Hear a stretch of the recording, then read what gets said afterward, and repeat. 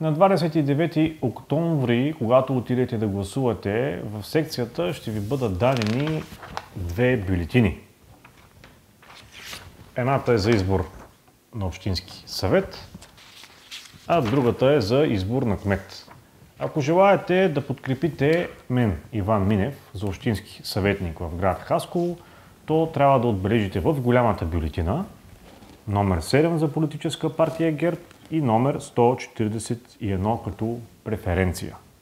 В случай, че отбележите само 141 без партия или някоя друга партия, то гласът ви ще бъде или невалиден, или няма да бъде отразен за мен. Затова е много важно да отбележите и номер 7 и 141.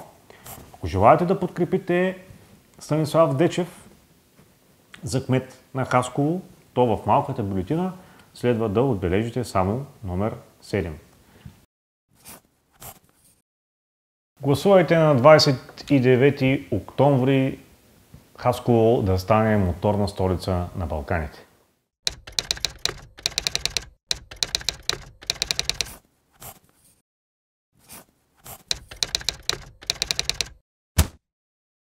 Купуването и продаването на гласове е престъпление.